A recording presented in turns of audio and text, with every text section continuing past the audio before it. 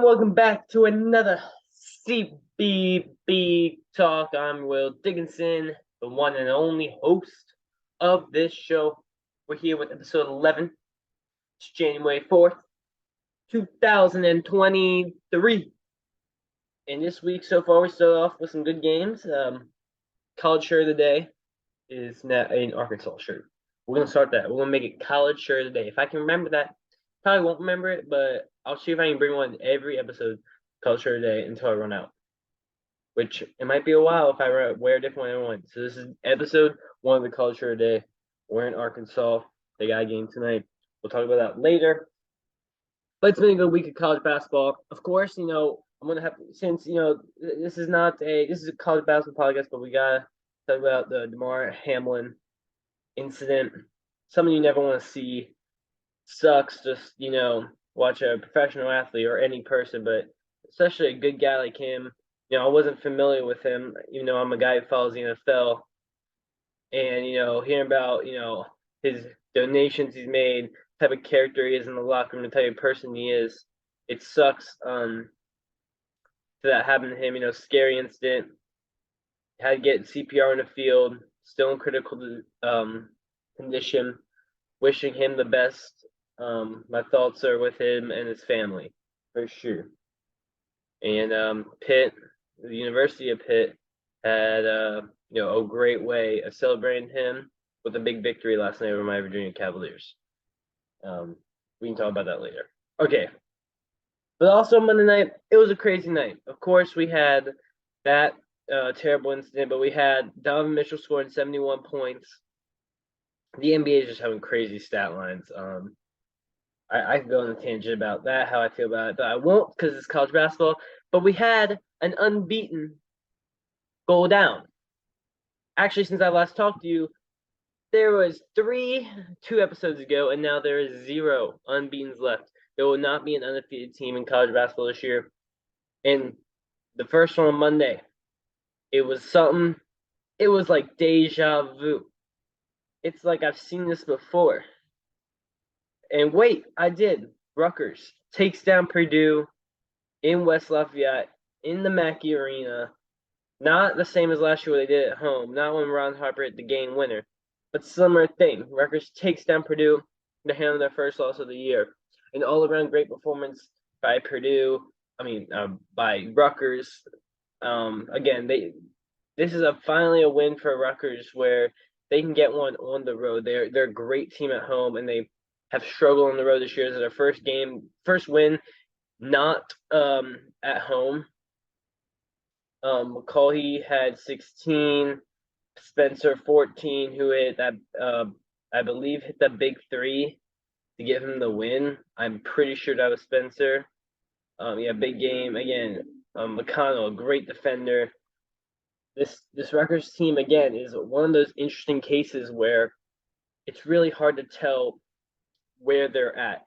It's a hard team to get a read on because they have these games where they play so well, and they'll have games like they lose to Seton Hall or they lose let's see. If we look at Rutgers, they have probably just a strange resume like every year. They've lost a neutral to Temple. They've lost to Ohio State. They scored 43 points against Seton Hall. And then they have games like this where they beat Purdue. So again, a real tough team to read on. Again, the Big Ten is going to be really tough. Again, they're probably going to be a tournament team like the last couple of years, a bubble team. Last year they lost in that first 4. The year before they made it to the second round. Rutgers basketball has been really good these last couple of years. It's great for the program after joining the Big Ten.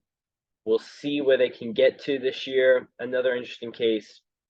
Purdue, again, I thought they weren't. I need to stop saying again. I just realized I was saying it a lot. My bad. Purdue is one of the better teams in the country still. Not a lot's changed in my opinion on them. I thought UConn was better than them. I still do. Now there's no unbeatens left, so who will be 1? Is it just going to be Houston by default? Alabama has beaten Houston, so thoughts. Kansas got a big win, so the number 1 spot is very interesting. Who should be it? In my opinion, Houston. They beat Virginia on the road, which now is not looking as good. But they were my number one team coming into the year, and they really haven't done anything drastic to where they deserve to drop from that spot after Purdue's loss. But that was really all the interesting results on Monday. But Tuesday was a wild, wild day in college hoops. Starting with one of the most wild games of the year, the Kansas State-Texas game. A combined 219 points put up, something that in regulation too. 219 points put up in a 40-minute basketball game is insane. And Kansas State moves to 13-1. And then number 16 in the country, Texas, takes their first loss under, I don't know their coach's name is, without Chris Beard. It's their first loss without Chris Beard. A big game from Marquez Noel, 36 points, I believe, with 9 assists. What a game. Keontae Johnson, this dude it's a great story. 28 points last night. Didn't play for 2 years at Texas, and now he's a star player at Kansas State. Kansas State's making a great tournament case already early in the season. This will go down as a massive quad win on the road against the number 6 team in the country. Statement win for the Wildcats. Just great victory and all, and just very impressed by the way they've played. And then on the case for Texas, Tyrese Hunter's 29, Marcus Smart is 27. It's one of the better backcourts in the country. Not significantly concerning with Texas. It's going to be tough when you lose your head coach, and they've proved so far it hasn't affected them too much. And Kansas State's a real hot team right now, where Texas now only has 2 losses on the year. They've lost neutral to Illinois and a home game to Kansas State. Of course, that's a game you're expected to win, going against an unranked team, which, of course, Kansas State's a ranked caliber team, but at the time unranked at home, the game you should win. Unfortunately, they couldn't pull it out. Kansas, another Big 12. The Big 12, again, every night, the Big 12, you're going to have a tough game. And Kansas goes on the road in Lubbock and gets a win. This game was back and forth. Texas Tech got off to that hot start. Kansas then had a big second half. Texas Tech makes it close at the end, but Kansas holds out. O'Banner, big game for Texas Tech. Again, he's progressed a lot since his Oral Roberts days when they made that Sweet 16 run. In Kansas, again, they have a big gap in from last year's team where they don't have a Baji or McCormick. They don't have that dominant center, but Jalen Wilson has taken that step. And DeJuan Harris, a guy from last year's team, where he's the point guard of that team. He's the guy who controls the offense. And last night he got his points, but most nights it's him getting to the paint, dishing to KJ Adams, dishing Jalen Wilson, hitting Grady Dick. This team has a lot of potential. The best team in the Big 12, in my opinion. And they're proving why. That's a tough game to win. Now, Texas Tech falls to 0-2 in the Big 12. They've lost a road game to TCU and a home game to Kansas. Again, you got to start getting the wins in the Big 12 because they're hard to come by. And then Tennessee with a blowout victory against Mississippi State. Maybe Mississippi State's a little frauds. They're 0-2 in the SEC play, while Tennessee's 2-0. I remember saying this when I did the Is Your Team Sweet or Beat? I was calling Tennessee a beat. I don't love their offense, but they put up 87 in this one. Just Vescovy having a good game. A double-double from Ziegler. They had 5 or 6 players in double digits. That's how Tennessee's going to win game because they don't have that one stud like other teams have. But they've shown throughout that it doesn't affect them. And let's talk about the upset. My Virginia Cavaliers allow 45 points in the half, to lose at Pitt. Pitt's moved to 4-0 in ACC play. And it's just a crazy game for them. Again, great first half from Virginia. Plays their type of game plan, slowing up the game, forcing a lot of turnovers. Good first half from Marvin Franklin. Kie Clark, Caden Chedrick. And in the second half, it's the lack of depth Virginia has that comes out and hurts them. They play a little soft, and Pitt came out there and fired up shots, made them, got to the rim, did everything. And you expect this from every Virginia game where they're going to go in a little 3-minute scoring drought, but you cannot go in 5-minute scoring droughts in college basketball. That's 1/8. That's 1/8 of the game. That's 1/4 of a half. We are not scoring the ball, and this team doesn't have a dynamic scorer. Jane Garner, 2 for 7 from the field. Reese Beekman is still not himself. It was his best game back, but still not himself from that injury. And when Kie Clark's your leading scorer and has 8 assists, he's doing really everything for this team, and the bench combines for 8 points. It's just real disappointing when you go look at the way they're playing. Oh gosh, the power's going crazy. Really hope this doesn't affect the stream, but we're back. Good games from Hinson, hit big shots down the stretch there. Burton getting to the line a lot. This Pitt team who just beat UNC now beats Virginia, and they're building the resume. This is the best year under Capel, and they're showing why this team could compete in ACC play. God, what the fuck is going on? Sorry, jeez. What the hell's going on in my monitor? Sorry. Anyways, Wisconsin got a win. They're not the 14th best team in the country. They just haven't lost. They're 3-0 Big Ten play, which is impressive. But let's go. I want to see who they play in the Big Ten. They've played Iowa and Maryland. Their best win is they beat 13 Maryland at a time. We see what that's got Maryland. At Iowa, at Marquette's definitely their best win. So they have good wins. I wouldn't say that Wisconsin's 14th best team.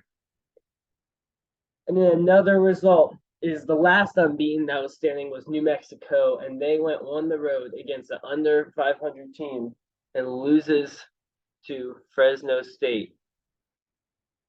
Again, I don't know too much about this New Mexico team. I haven't watched a lot of them, but again, I did think they were going to win this game.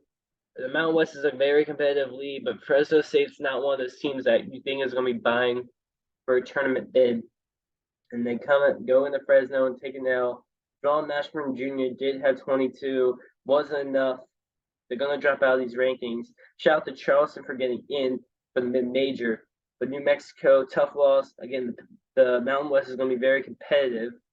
So we'll see how they will do in Mountain West play. Starting off now 2-1 in Mountain West play. Not terrible. Marquette gets another win. This team's one of the better teams in the Big East. Should be ranked. I saw Gigi Jackson had a massive dunk. Again, I keep saying again, but it just look. Oh my gosh. This is just terrible. What is happening? We're gonna keep running.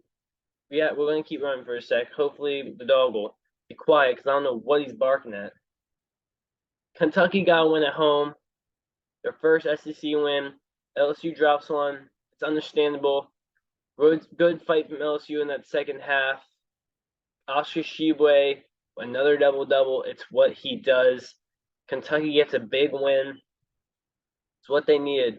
Toppin, 21, leading scorer. In these last 2 games, Jacob Toppin's really been one of their better players. And that's what you expected coming into the year, and he hasn't lived up to that.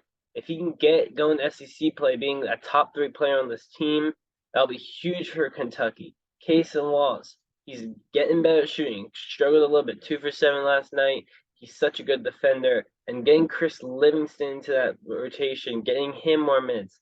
They only went with a 7-man lineup last night and played Tshiebwe and Case and Laws every minute.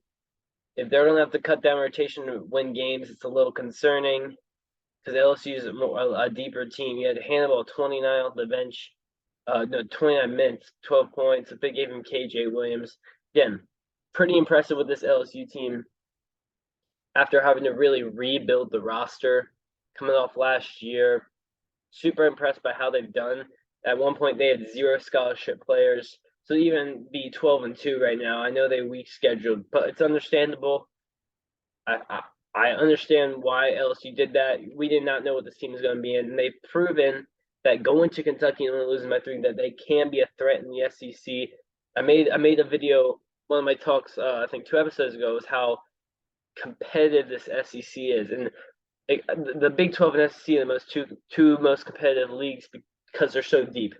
The Big 12 is on a different level because 1 through 10, 1 through 10, that league, it could win any game.